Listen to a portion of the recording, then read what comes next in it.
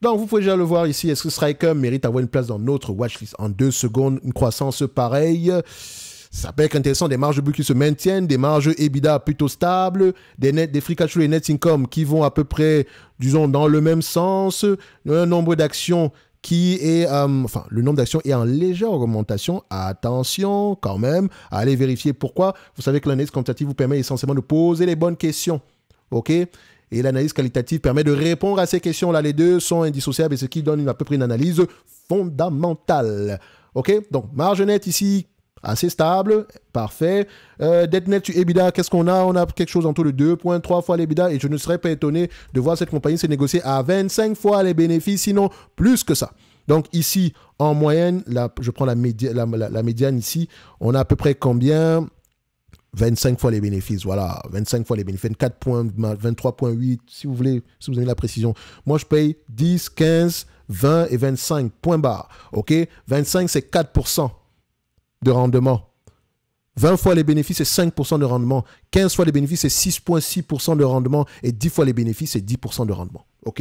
Donc, c'est essentiellement ça que vous devez avoir en tête. Évaluer une entreprise, ce n'est pas compliqué. Maintenant, c'est comprendre ce que l'entreprise fait, identifier ici l'avantage concurrentiel, etc. C'est à ce niveau-là qu'il y a du travail. C'est à ce niveau-là que vous devez travailler de manière générale. Donc, on sait déjà que c'est une compagnie qui va avoir une place dans ma watchlist. Maintenant, je vais directement SYK. Voilà. Je vais sur Fast Graph, 25 fois les bénéfices, ça donne à peu près 416 $ l'action. 416 $ l'action ici, moins la dette nette, 416, moins la dette nette, 416, moins une dette nette de 37, 416, moins 37, ça donne à peu près un prix aux alentours de 179 $ l'action.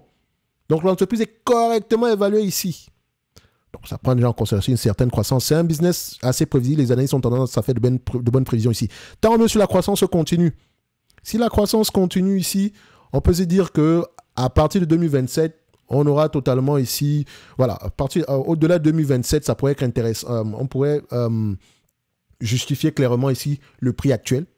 Donc, vu que c'est un business qui a tendance à être assez prévisible, pourquoi pas? Donc, comme j'étends toujours ici, c'est un business, c'est une compagnie de croissance, on préfère acheter un prix qui n'en implique pas en date d'aujourd'hui. Donc, si elle vient nous chercher à 25 fois les bénéfices attendus en 2025, pourquoi pas? Mais ça, ce n'est que mon avis de manière générale. Ce n'est pas à moi de vous dire à peu près à combien est-ce que moi je vais payer mes business.